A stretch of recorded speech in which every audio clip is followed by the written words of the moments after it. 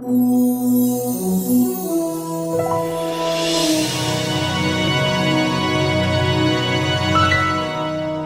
everyone, this is Ryan Hoyme, aka Massage Nerd, and here we got the legendary Sandy Fritz. Okay.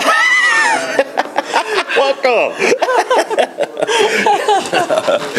So there was a meeting last night with the ELAP. Yes, there was. So how did that go? I actually was satisfied, which is a big deal. Yeah. Oh yeah. I looked at my tag. See this tag? It's all beat up and it's twisted and all that, but here's what I came away with, is that the ELAP work group is hearing the professional feedback from this meeting. And that combined with the formal meeting last night, along with the less formal meetings in the halls.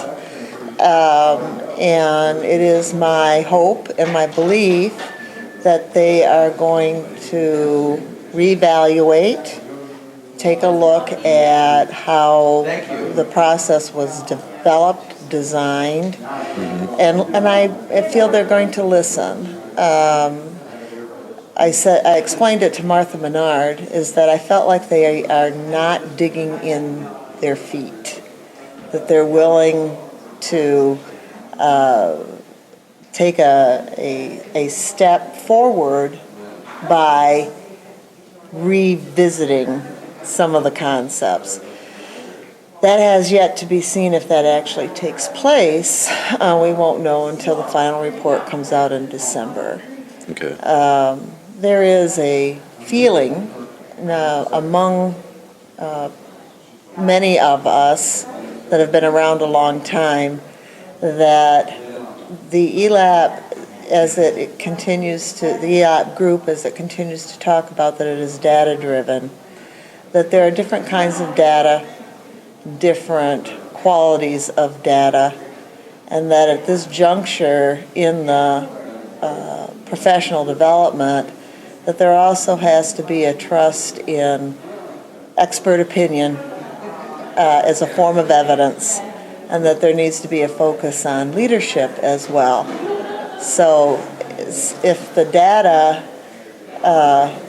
is inconsistent with what is commonly held belief and approach, not individualized to one person's opinion, and God knows I've got my opinion. But if it's a collectively shared opinion, then this document also needs to be part of a whole stream of information that takes the profession forward. Now, that whole stream of information is not just the ELAP. We have other documents that we have done and other things that are in process, that if we take the best of everything and we, as a collective group of experts, they call that subject matter experts, or SMEs. It's a SME. Yeah. If we say, let's say that the definition of massage, the best definition we have out there, is what the MTBOK, Massage Therapy Body of Knowledge, put forth. And that's what we use. So that's our definition. And then if we say the standards of or the competencies that are put forth by CompTA are excellent enough to be a beginning point. And so those get into our unified statement. And then we say the Massage Therapy Body of Knowledge, knowledge scope, KSAs, knowledge, skills, and abilities, that mined data from all of the textbooks that were out. If that were put forth as the whole package of what the knowledge would look like as an entry-level massage therapist. And then the ELAP would come in and comparison and contrast between the entry-level knowledge components by the massage therapy body of knowledge, where there is overlap. You know, if everybody's outside this, on this set, ELAP's over here on something and MTBOK is over here on something, then maybe neither one of those get in.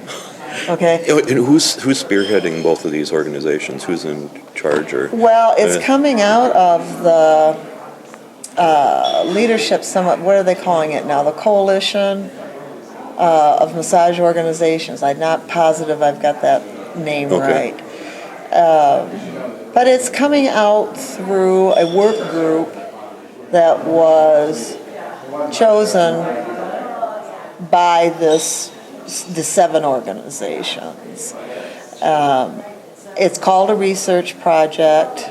I had hoped and continue to hope that a person that is truly skilled in the research process. Now, I've been assured that there are educational designers and psychometricians, but there is also a specific knowledge structure around how you conduct research. And a second review of that, just to, when it comes out to the general public of the massage, we're kind of a suspicious group, you know? And if there could be some expert opinion about the process in general that said, overall, this was well done. These are a couple of areas that were maybe not put together in the best possible process. Knowing that, this is where we are. This is how we can start with where we are. Here are the modifications that need to be made in order for it to be usable. And for the most part, it's pretty good. But there are some key areas that need to be taken a look at. Then that can follow along on that stream that I gave you for a more precise look at what would learning objectives look like. How, and then individual programs, schools, educators could then use those objectives as models for them to develop their own unique curriculum, but they would still have an inclusive core structure. I felt a little dictated to by the way the course objectives or the learning objectives were written. And I think a clarification on that those were just examples. I think there's some things like that would help.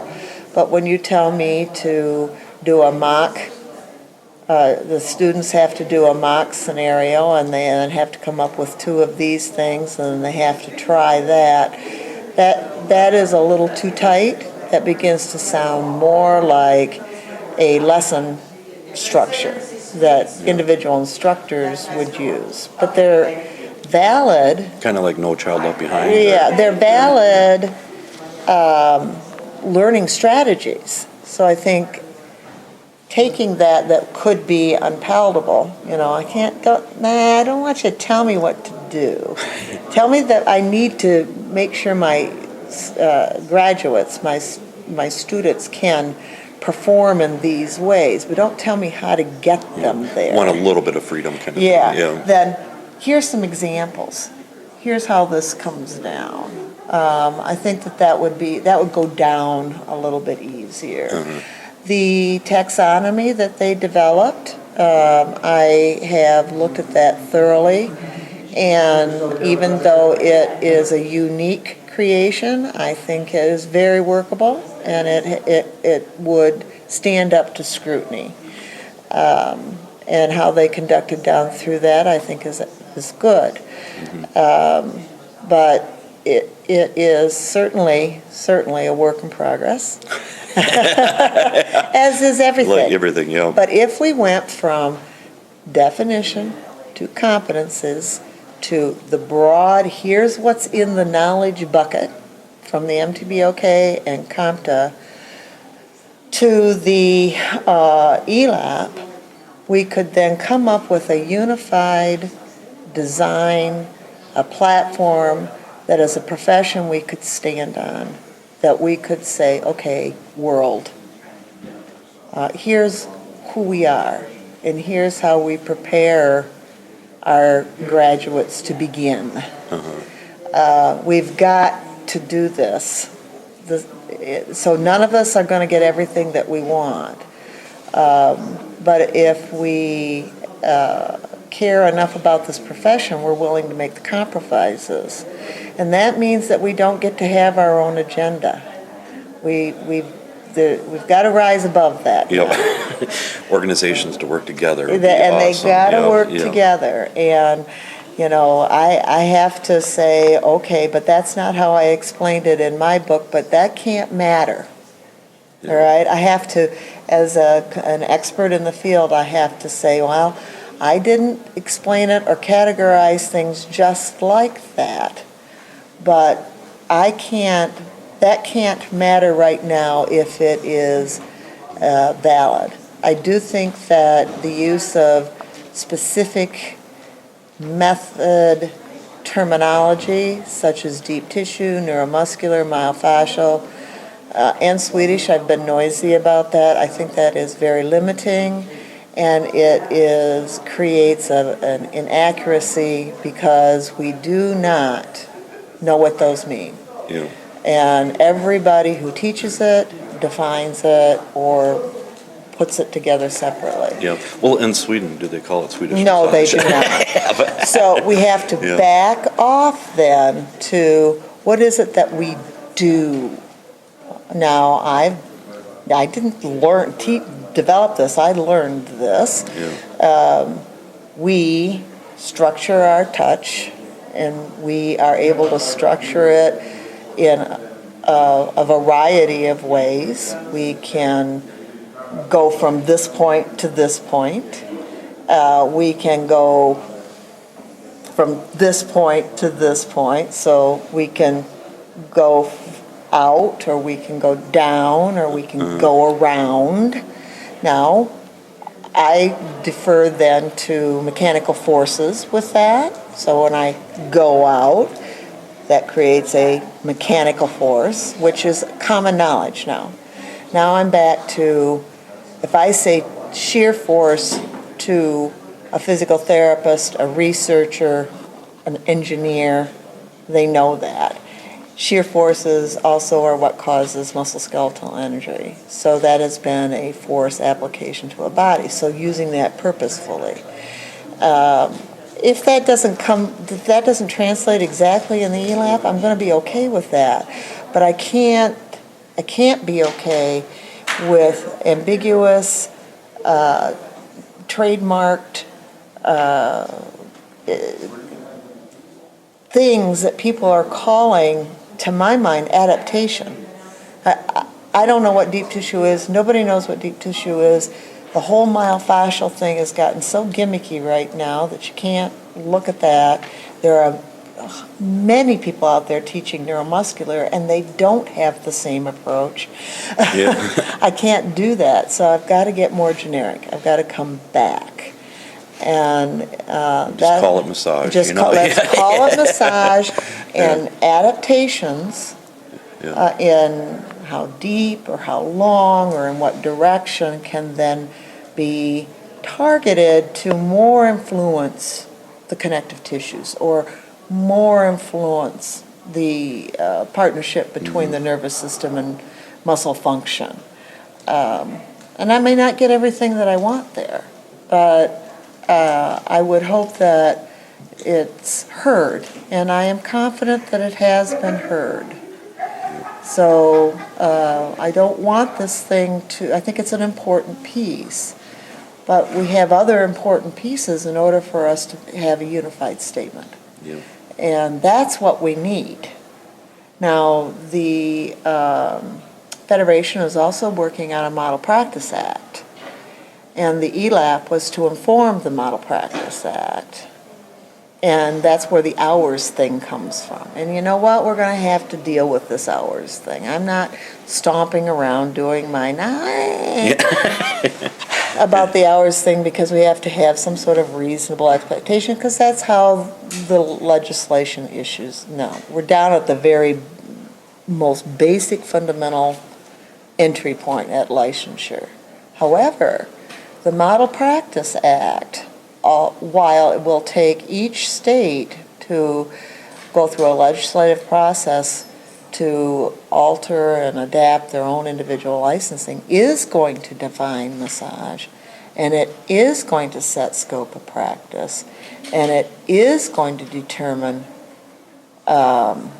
educational qualifications, and it is going to determine the box that massage is able to work in. And even though it is a model act, it is going out to a targeted group of people. Mm-hmm. Now, I'm in favor of this. I have been asking for a Model Practice Act for many, many years. But I want to see it in process. I want to look at their draft material. I want to see where they're going. I want to have input as it progresses and not wait until it comes out at the end and say, okay, you got 2 weeks to comment on this. I don't want that. Let's not do that. Give us some time kind of thing, so it's not last minute. All right, so, and I think that's kind of, people are all kind of overwhelmed by the ELAP, but they're not seeing, the class I was in with Kate and Tony, the accreditors, they said, where's the puck going? Where's the puck going? Listen, characters, it's going towards this model licensing, and that's not bad. But it's also going to define us. And we need to, for the Affordable Care Act, if we want to be team players in that regard, if we want to create a better outcome for our clients, if we want to be able to support researchers to be able to understand more about what we do, we have to consider all of those elements. And I'm frustrated, but I'm not discouraged. I believe that the people that are involved are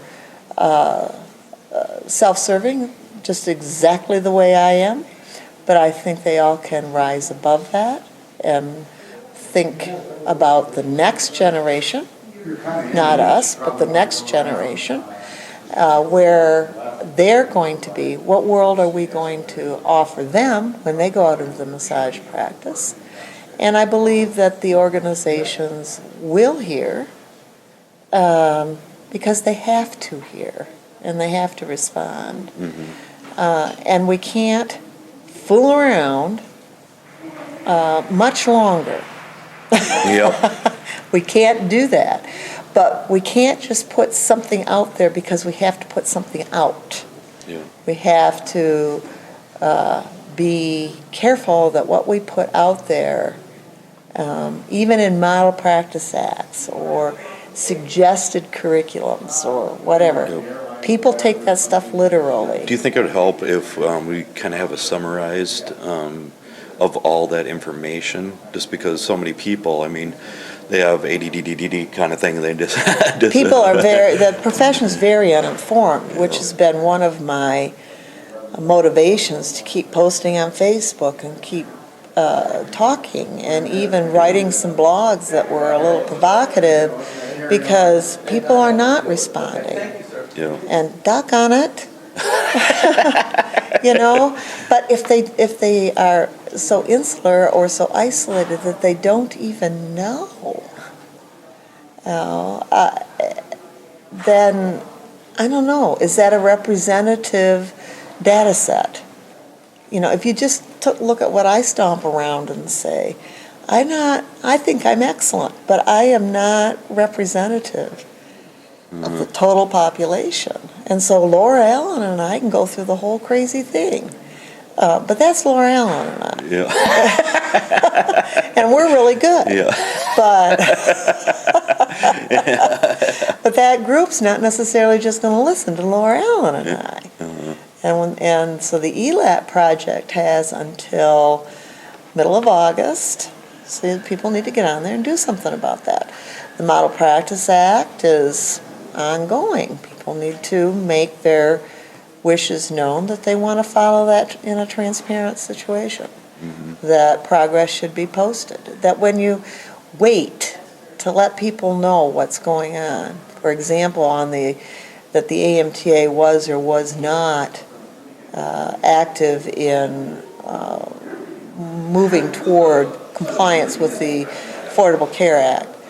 Well, some of us that are out there well, how come? What's going on? How come you didn't do that? Well, they were doing something, but they didn't tell us. Yeah. Don't do that, y'all. Don't work behind closed doors. Don't do that.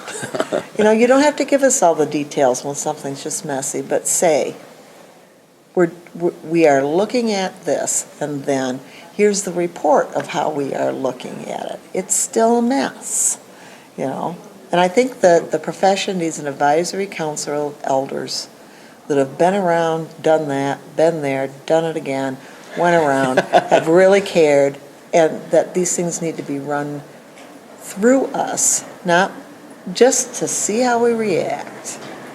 And we will then, just as information, if 5 of us on this group of 25 go, then you should look. Yep. If one does, maybe not, but I would like to see something like that formed. Yes, definitely. But definitely start following you if you haven't, and then also Laura Allen and stuff to get up to date on all the. We try. Yeah. I think Laura does a little bit better job. She has a focus and a passion on political things. And then certainly I follow her blog religiously, and if there's something that shows up that had missed my scrutiny, then I will support that or repost her blog or encourage people to do it. I try to look at things in a informational thing. Like Laura brought up the idea that the ELAP, this, and this, and then I went and said, now maybe that process needs to be looked at a little bit. It doesn't mean we're going to throw it out, but in any kind of research, in any kind of thing like that, there's a bias structure that has to be considered, and so I think we complement each other really well on that. Yes, definitely. Or I might come up with something that, and then she'll jump on it. But we shouldn't be the only ones. But we really care, and we try. We really try to be as unbiased and as accurate as any human being can be.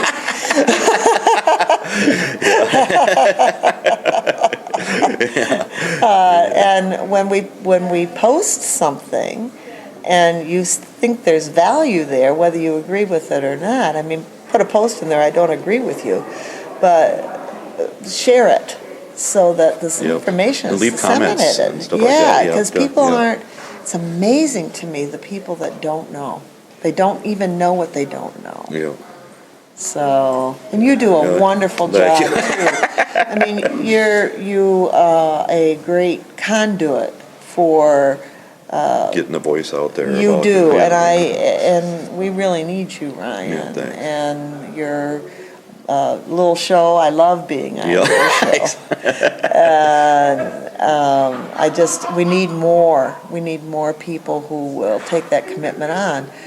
But that doesn't mean those of us that haven't, or those of us that have, should go, well, nobody else, I'm just going to give up and go do my own thing. We don't get to do that. If we hold ourselves out there as experts in the field and authors or board members or whatever, then we don't get to quit. We don't get to do that. Yeah, with myself too, I get so frustrated with the whole politics kind of thing, and I just sometimes I just can't deal with it kind of thing. So it's just like I need to get more involved and find out what's going on. But we also can't do everything. Yeah. So we have we have to work together. This really needs to be a team. We're all busy, and we can't, I mean, it took me over 2 weeks of pretty much full-time effort. It just so happened I had that space. But I had to also make that space to go through that ELAP, every single piece, read that stuff over and over. And I've talked to a couple of people who have even working on scrutinizing more than I did. I'm so pleased. And I hope that they come forward and speak their mind on that. Because I am open to being wrong, honest to God. There are many times when I hope I'm wrong. And it's really sad in some of these situations when I'm accurate. You know?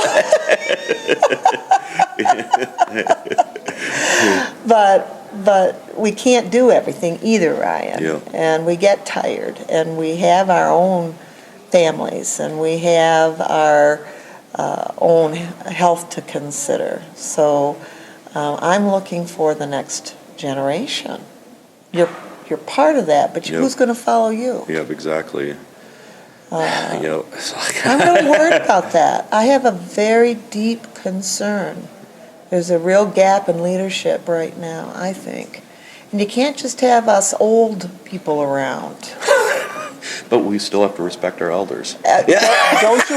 Don't you dare do anything without us. But, you know, I mean, there's a whole collection of us that are out there, and we're 60. You know, I just turned 60. And You don't look a day over 59. I know. My whole, you know. We're the people that are 50, and we're the people that are 40, and we're the people that are 30, and we're the people that are 20 that are going to still be here 40 years from now when they're 60. And it seems like a lot of people getting into the field are so much younger now, too. So hopefully they can stay in the field even longer, too. Well, but there are barriers to that for them. We've got to do something different about this meeting structure. These young people, they can't afford to pay a seminar. They can't afford to be here, even if they have a passion. So why can't, for example, meetings, face-to-face meetings, be held every 3 years, like the foundation does with their research conference, and it's staggered, so only one large meeting is held every year, and the others are done through a synchronous webinar type process like the World Massage Conference does. Why can't we do that? The technology is there to do that. Yeah. And people can afford to do that. And with my show, I mean, I actually stream it on YouTube, so anybody can do it. That's exactly right. And there can be feedback. Yeah. And then maybe they can create centers of discussion where I would be willing to do that. I have the facility, I would donate that. And so that there is some face-to-face, there's some stuff that goes on to that. Yeah. People can navigate to that, and that can feed back. But we've got this is old think, and those young people that we so desperately need, they flat out can't afford to be here. That's the bottom line. And especially taking time off. I mean, typically things are like 3 days long, plus you have to getting here and getting back, so it's 5 to 6 days. That's right. And you don't want to throw this platform out. Yep. But we also have to realize that there are other platforms, and we've got to get much more proactive about that. We're losing people, and there's nothing like giving you a hug, Ryan, you know, in person, and I would never want to not have that. But we also can communicate really well through the airwaves. So there needs to be a blend of both here. Yep, everything's there, so it's time to take advantage of it. So that's another thing, is where's the puck going? We need to revisit this type of format. And it's expensive for the organizations too. and it's cumbersome. And it's not representative of our population either.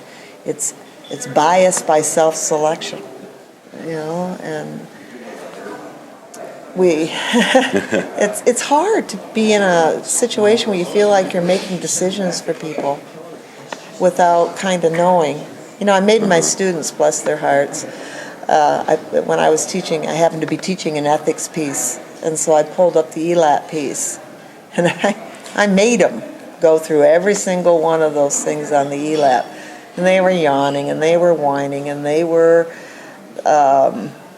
laying on the couch or on the tables, and they were dropping off, and and I looked at them and I said, you know what? It's not always fun, but I am teaching you to be leaders. You may not know that, but I do. And part of that is you got to do this stuff. You got to stick with it. And they had some extraordinarily good feedback from their perspective. And I've done that since the thing came out. I've made my students look at it too, because they got to learn. How many schools are doing that? I challenge the schools in the next 3 weeks that this thing is still up. Do that. Yeah. That's a form of feedback that's really good. And it was excellent. We had excellent discussions around ethics on that. And then we did the business one when that came up. And we did the forms and styles. I did that with my advanced group. And they had different feelings about things than I did, even though I worked really hard to bias them. Yeah. So that's my opinion, which is biased, but I think it's a good one. Yeah. And then how do people follow you and get a hold of you? Well, you can link to a lot of stuff or click to a lot of stuff from the webpage, which is sandyfritz.info. And then I'm on Facebook. There's 2 pages on there that I can't figure out how to get rid of one. But there's one where I've got this black and white top on. Okay. Don't do that one. Okay, so no with the black and white top. Do the other. And then the school, Health Enrichment Center, School of Therapeutic Massage and Body Work. We have a page. Go like us.